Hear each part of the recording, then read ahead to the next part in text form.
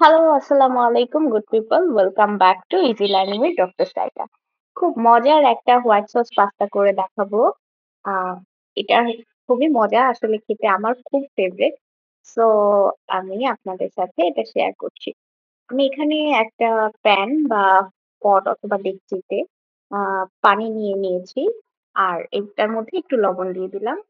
১ চা চামচের মতো লবণ দিয়েছি। তার মধ্যে আমি পাস্তাটা বয়েল হওয়ার জন্য দিয়ে দেব। এখানে আমি ম্যাকারনি টাইপ পাস্তাটা নিয়েছি। আপনারা চাইলে পেনি পাস্তাটাও নিতে পারেন অথবা যেকোনো ধরনের পাস্তা নিতে পারেন, সমস্যা নেই। তারপরে এই তো আ এর মাঝে আমি একটু আ তেল দিয়ে দিব যাতে পাস্তাটা গায়ে লেগে না যায়। তারপরে আমি পাস্তাটা পানি ঝরিয়ে রেখে দিয়েছি। সরি সেই ফুটেজটা আমার নেয়া হয়নি। এবার একটা প্যানে আমি এখানে বাটার দিয়ে দিয়েছি। অ্যারাউন্ড 200 গ্রাম থেকে কিছুটা কম বাটার দিয়েছি। তার মধ্যে অল্প একটু সয়াবিন তেল দিয়েছি। আর সাথে এখন দিয়ে দিলাম চপড গার্লিক আর অনিয়ন। আচ্ছা, এটা অবশ্যই একটু কোলেস্টেরল রিচ ফুড, সো কম খেতে হবে আসলেই। আচ্ছা, তার মধ্যে আমি এখানে চিকেন কিউব দিয়ে দিয়েছি। চিকেন কিউবটা আমার ফ্রিজে ছিল যার কারণে একটু ভেঙে গেছে। আচ্ছা, তার সাথে আমি দিচ্ছি এখানে মাশরুম কুচি আর হচ্ছে দিচ্ছি এখানে চিকেন সসেজ।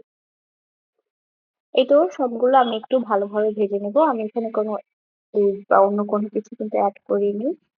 আর এখন দিব হচ্ছে আমি সয়া সস। আমি এখানে কিন্তু লবণ দিইনি আর, লবণ দিব না। আপনারা চাইলে একটু দিতে পারেন।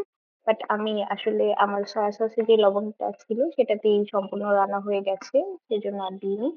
আর ভেজিটেবল আমি তেমন কিছুই দিইনি, জাস্ট টমেটো দিয়েছি। আর এখন এই যে বয়েলড পাস্তাটা আছে সেটা দিয়ে দিচ্ছি। এখন সবগুলো ভালো করে মিশিয়ে নেব। আপনারা চাইলে এই পর্যায়ে লবণটা চেক করে একটু লবণ এড করতে পারেন। অথবা কোনো স্পাইসেস যদি দিতে চান তাহলে দিতে পারেন। গোলমরিচের গুঁড়ো বা অন্য কিছু। আচ্ছা, এখন আমি একদম ফুল ফ্যাট মিল্ক ২ কাপের মতো দিয়ে দিলাম, লিকুইড মিল্ক। আপনারা চাইলে এখানে আ আরো একটু বেশিও দিতে পারেন।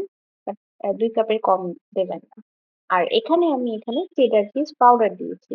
এটা অপশনাল। আপনারা যদি চান এখানে তাহলে একদম গুঁড়ো দুধ যেটা আছে সেটা দিতে পারেন ২ চা চামচের মতো।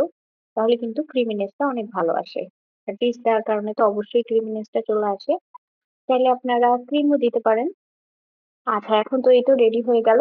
এখন আমি ওয়ান টাইম যে পাস্তা আ বক্স গুলো পাওয়া যায় সেটার মধ্যে পাস্তাগুলো নিয়ে নিচ্ছি। কিছুটা করে নিয়ে নিচ্ছি। অ্যারাউন্ড আমার এখানে প্রায় ৬ টা বক্সের মতো হয়েছিল। ৫ টা বা ৬ টা বক্সের মতো।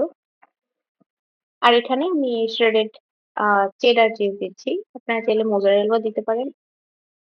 আচ্ছা, আর হচ্ছে এখানে স্লাইসড চেডার চিজ দিয়েছি। এই তো এখন জাস্ট চিজটা গলে না পর্যন্ত একটু আমি একটা প্যানে ঢেকে নিব যাতে চিজটা সুন্দরভাবে গলে যায়। এই তো রেডি হয়ে গেল। অনেক মজা খেতে। তো আশা করি আপনাদের সবার ভালো লাগবে। Thanks for watching. আল্লাহ হাফেজ।